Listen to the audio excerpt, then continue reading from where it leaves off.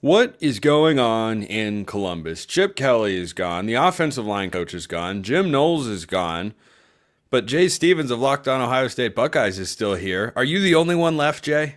I think so. I think I'm the only guy left, Spencer. It's wild times right now in Columbus, Ohio. Just you and Ryan Day and Jeremiah Smith and Carnell Tate, and that's basically it. So, look, it's not uncommon for staffs that win a national championship to have their assistants be poached.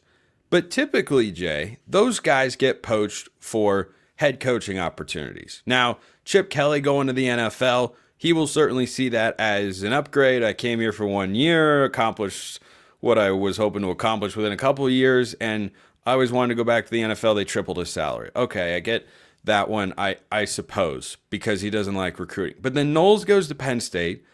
The offensive line coach isn't there. Like, is any of this concerning for the Buckeyes' outlook?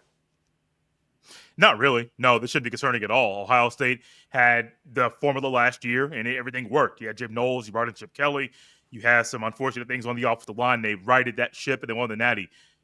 I think people care because of, well, the way, like Jim Knowles leaving, the way that happened, but I don't think people care. No. People think that this is going to happen, and Ryan Day will fix the things and get the hires correct. Sorry, Spence, my words are not working today. I'm not sure why.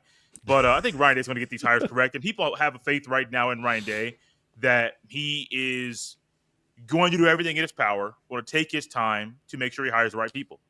Do you know what the great thing about being an anonymous internet commentator is? RE, the people that are in our comment sections every week, respectively, is those who for many years declared Ryan Day will never win the big one and can't win a national championship don't have to take any flack. Now, if I, for instance, on this show or another one that I host at this network, were to have stated that, well, Ryan Day's not going to ever win a national championship, he can't do this, I would then be reminded of that take after this past national championship. Now, I never felt that.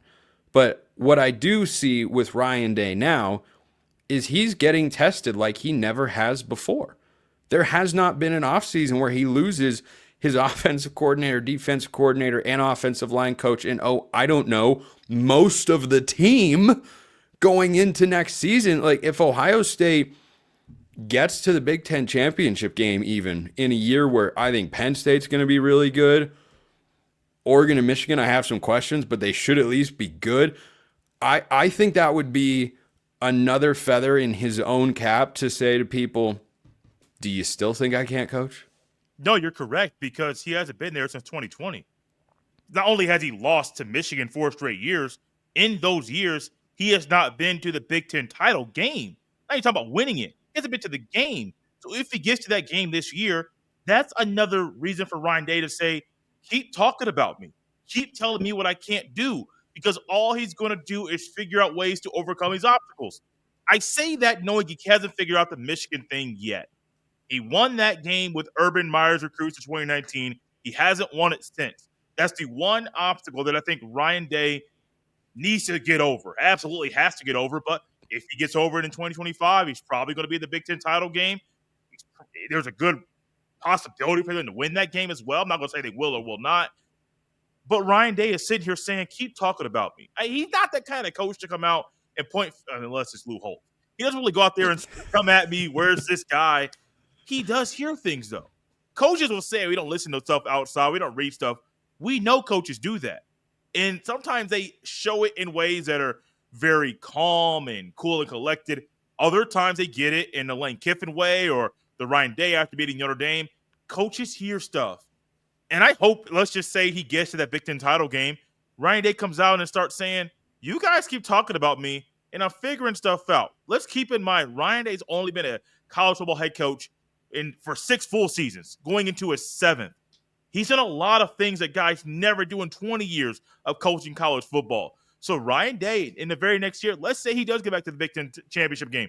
Let's say he does win it. He's still doing things a lot of people never do. That's something everyone needs to keep in mind. Does anyone actually care in Columbus? This is a legitimate question. I'm not being sarcastic. Does anyone care after he just won a national championship that he hasn't won a Big Ten title. The Michigan part, yes, I fully understand and appreciate why they care about that particular game, and that's the biggest thing left on his resume. And I'll share another thought on that in a moment. But with regards to the Big Ten championship, when you don't need that to win a national championship, does that even matter for the Buckeyes program anymore? I think it matters because there's a trophy involved. There's a banner you put up. Like, I think for that stuff, it matters. Outside of that, Spencer, and I'm just saying that because it's stuff that is tangible. Not really. Nobody cared that they didn't make the title game, the Big Ten title game this year. People only cared about that Michigan loss. No one really complained about the Oregon loss. People complained about the Oregon loss, and it made them that loss made them nervous about what Ohio State would do in the playoff. The Michigan loss. Yes, Michigan loss. Nobody cared about not making the Big Ten title game. And let's keep in mind, every year Ohio State has 3 goals: beat Michigan, win the Big Ten title, win the national championship. Only 2 of those 3 things truly matter this year: the Michigan game and the national championship game. Nobody cared about the Big Ten title stuff, which a year ago or 2 years ago would have been a big complaint. Some people probably would have started a petition to get Ryan Day up out of here because he can't beat Michigan, can't win the Big Ten. What are we doing? But now it's like we're in the playoff. 5 seed, 8 seed, don't matter. We're in that thing, and that is what we need to have a shot to win the national championship. No one even talked about the Big Ten title, which I didn't even think about that until you brought it up. Nobody cares, man. No one cares at all. I would love to go to the game. I would love to go to the game because I'm a fan. Yeah. Like, outside of that fandom stuff, beat Michigan, win the Natty. Big Ten title is now 3rd. Yeah, I was at the Big Ten championship game. It was fun. Yeah. It was a good time. But guess what? I watched the green and yellow confetti come down for Oregon. They win it their first year in the league. It's a big statement, 13-0. It's the best regular season, they've ever had. And guess what? No one cares. Mm-mm. Like, it doesn't matter. Over on Locked On Ducks today, I compared Oregon to Rory McIlroy. That there's just a cloud. There's a cloud. Rory won at Pebble Beach on Sunday. Doesn't matter. No. It's not moving the needle. You could see it on Rory's face. He wants to win, of course. But in the he didn't have a moment where he sat there and took it in. He just picked his ball up out of the hole, smiled, went over to shake hands with the caddy, like, hey, this is great. But I could see in his eyes he knew, this isn't what I'm chasing. This is a stepping stone. This is a goal. Winning feels good. But at the end of the day, it's like, that's not the goal that we're after here. But here's the interesting thing with the Michigan game, Jay. It's gone against Ohio State 4 years in a row. And 1 year earlier, before the 12-team playoff arrives, Ryan Day might get fired. Instead, he wins the national championship. But when you win that title, I don't really care what rivalry you are not winning. He could lose it again next year. He'd still be the head coach. You're correct. You're like that, right. And that's crazy. That's crazy. But that's what we've done with a 12-team playoff. That's what we've done here. Well, it's weird because it used to be, like, up until recently, you had to win that game to have a shot to win the conference and to have a shot to win the national championship.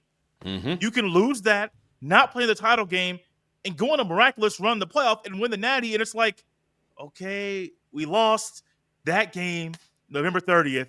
We won at the end of the day. Which was more important? There's a celebration, a massive celebration when you win the national championship.